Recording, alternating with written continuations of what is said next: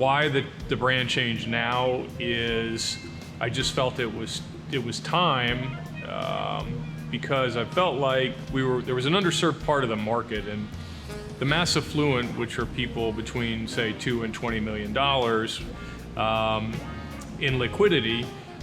What I was starting to realize was this was a very underserved market. What I was starting to realize is, and more I talked to people in that marketplace, and the more of those clients we started to attain, the more I started to realize they were getting the same things people who had $5,000 were getting. The same packaged products, the same proprietary models of mutual funds and ETFs and things like that. They weren't getting any additional services.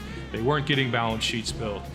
They weren't doing any tax harvesting at the end of the year. They weren't benchmarking their wealth to other people in their wealth category. Things like, well, what does a person with $5 million typically have in a primary residence, or extra real estate, or in stocks, or in bonds, or in cash, or in their business for that matter? So I started to realize there was a real deficit of services there. I noticed for what seemed like an awful high fee, really standard retail pricing, folks were simply just getting products.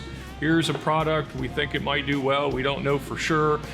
So I thought, we've built out our practice to be a family wealth office. We want to talk to your adult children. We want to talk to you about your estate planning. Not that we do estate planning, nor do we do accounting, but it's important that we have conversations with those folks. I have hired a CFA candidate to help me model portfolios and backtest ideas, not just here's the mutual fund of the day. We build our stock portfolios, we build out bond portfolios in an effort to do two things. The first thing is reduce costs for the client, and the second thing is so that we can monitor the performance rather than just hoping some mutual fund manager we've never met is doing the job. This is not to pick on mutual funds. Certainly there are opportunities to use them, especially if you're just starting out in investing.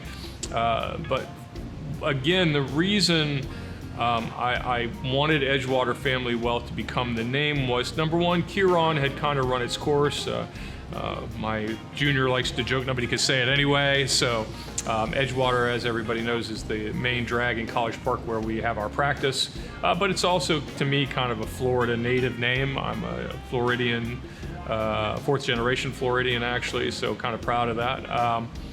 So that was really the essence of, I wanted the families that have their wealth with us in that category. 2 to 20 million is typically the net worth of the clients that we're talking about. Not all our clients are there. We're trying to get them all there, but they're not all quite there. But that is predominantly the folks we're dealing with. I just felt like they were being underserved. They were getting sold things that was purely focused on return from last year or the year before, rather than really building thoughtful models, really doing the planning, really understanding what is the goal. The goal is not to earn more than the S&P. Yeah, that's nice and that'd be great if it happened, but the goal is to be successful. The goal is, I'm 60 years old, I want to retire in 3 years, I'd like to live on 200 grand a year, I'd like to travel twice a year, I'd like to leave this much to charity, to my university, I'd like to put my grandkids through college, et cetera, et cetera, et cetera. That is success. Success isn't a return, because candidly, if you look like, for example, from 2000 to 2010, that was the decade of zeros, right?